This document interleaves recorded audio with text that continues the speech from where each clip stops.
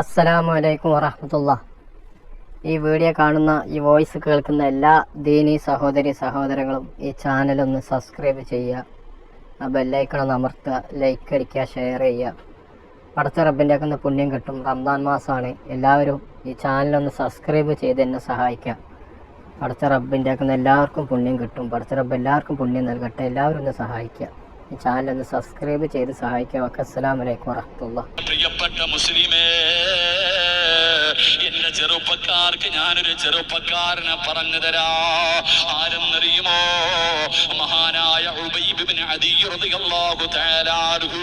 യുവത്വത്തിന്റെ നടുവിലൂടെ നടന്നു പോകുന്ന ചെറുപ്പക്കാരനാണ് ഉബൈബ് എന്ന് പറയുന്ന ചെറുപ്പക്കാരന്റെ ചരിത്രം എടുത്ത് വായിച്ചു നോക്കടാ. നിനക്ക് പഠിക്കേണ്ട ചരിത്രമാ പൊന്നുമോന്. ഉബൈബ് റളിയല്ലാഹു തആല അൻഹു അതാ ശത്രുക്കൾ പിടിച്ചു കൊണ്ടുപോയി തൂക്കിക്കൊല്ലുന്നതിന് വേണ്ടി അതാ കയറ്റി നിർത്തിയിരിക്കുകയാണ്.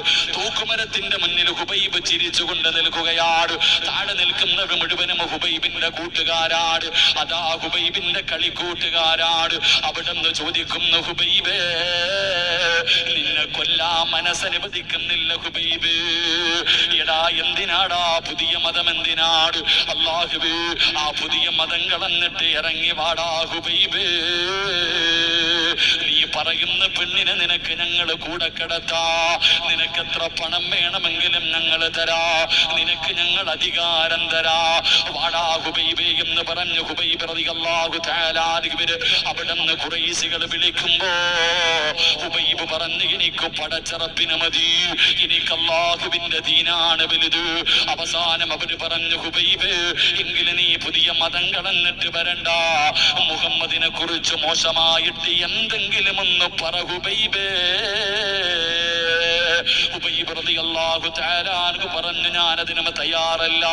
അവസാന ഹുബൈബ് റളിയല്ലാഹു തആല അൻഹുവിനെ കൊല്ലാ സമയമായപ്പോ ശത്രുക്കൾ ചോദിക്കുന്നു, ഹുബൈബേ, നിന്റെ അവസാന ആഗ്രഹം എന്താണ് ഹുബൈബേ? പള്ളിക്കകത്ത് തറാവീഹ് നിസ്കാരം നടക്കുമ്പോ അതാ വടിയിലിരുന്നു കൊണ്ട്, ഏതെങ്കിലും സ്ഥലങ്ങളിൽ ഇരുന്നു കൊണ്ട് ക്രിക്കറ്റ് കളി കാണുന്ന